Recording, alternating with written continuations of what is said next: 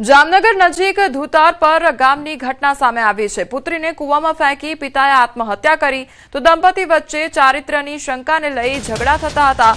પત્ની સાથે ઝઘડો કરી પતિ પોતાની 8 માસની દીકરીને ઘરેથી લઈ વાડીએ ગયો હતો। પહેલા દીકરીને વાડીના કૂવામાં ફેંકી હત્યા નિપજાવી, બાદમાં પોતે પણ કૂવામાં જંપ લાવી આત્મહત્યા કરી। દંપતી વચ્ચેના ઝઘડામાં પરિવારનો માળો વિખેરાઈ ગયો તો 20 વર્ષીય પિતા મૃતક સામે પુત્રીની હત્યાનો ગુનો નોંધાયો। પત્નીએ પોલીસ ફરિયાદમાં જાહેર કર્યું।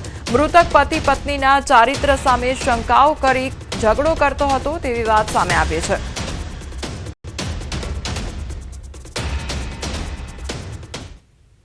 ગીર સોમનાથના તાલાલાના ગુંદરણ ગામ પાસે આવેલા પ્રેમ નેસમાં એસઓજી પોલીસનો દરોડો પાડવામાં આવ્યો છે। ત્યારે નકલી દૂધ બનાવતી ફેક્ટરી પર પોલીસે દરોડા પાડ્યા છે। આશરે 3000 લીટર દૂધ સહિત 4,68,000 થી વધુનો જથ્થો ઝડપી પાડવામાં આવ્યો છે, જેમાં નકલી દૂધ 3120 લીટર, પામ તેલ 260 કિલોગ્રામ, ત્યારે દૂધ બનાવવાનો powder 105 kilo, powder 16 kilo, gas ચૂલો તેમજ મિક્સર સહિતનો મુદ્દામાલ મળી આવ્યો છે।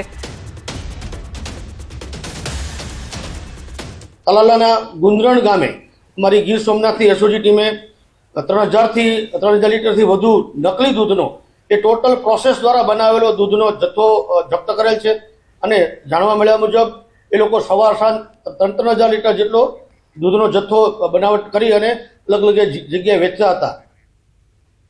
આંગણવાડી મહિલા કર્મચારીઓ રણચંડી બની સરકાર સામે મોરચો માંડ્યો છે। જેતપુર પંથકની આંગણવાડી મહિલા કર્મચારીઓએ પોતાની પડતર માંગણીઓને લઈને હડતાળ પર ઉતરી છે।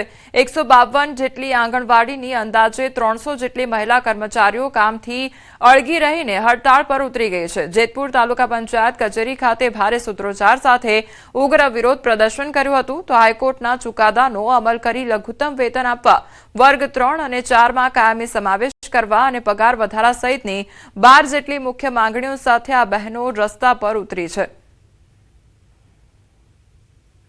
પગાર વધારો અત્યારે અમારે 55,000 પગાર છે અમારે, તો આ મોંઘવારી પ્રમાણે 55,000 માં પૂરું પડે। અત્યારે તેલનો ડબ્બો લેવા જાય તો 2,500 તેલનો ડબ્બો આવે છે, તો આ મોંઘવારી પ્રમાણે પગાર 20,000 તો ઓછામાં ઓછો હોવો જોઈએ। તો હાલ વર્કર બહેનોને 10,000 અને હેલ્પર બહેનોને માત્ર 5,500 રૂપિયા પગાર ચૂકવાય છે। આ મોંઘવારીમાં આટલો પગાર પોષાય તેમ નથી, તેથી પગાર વધારો કરાય તેવી માંગ કરાઈ છે। ઓનલાઈન કામગીરી અને બીએલઓ જેવી વધારાની ફરજોના દૂર કરાય તેવી પણ માંગ કરી છે। મહિલા કર્મચારીઓનું કહેવું છે કે જો સરકાર તેમની માંગણીઓ પર ધ્યાન નહીં આપે તો આગામી દિવસોમાં આંદોલન વધુ ઉગ્ર કરાશે।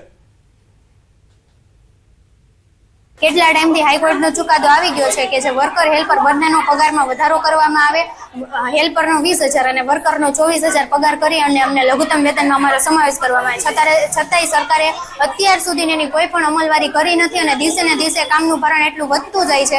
એ અમારી કેટલી 5 થી 6 એપ્લિકેશનમાં કામ કરવાનું હોય છે। હવે અમે બાળકોનું ધ્યાન રાખીએ કે પછી રજીસ્ટર નિભાવીએ કે ઓનલાઈન કામગીરી કરીએ। હેલ્પર બહેનો અને વર્કર બંનેનો વર્ગ 3 અને 4માં સમાવેશ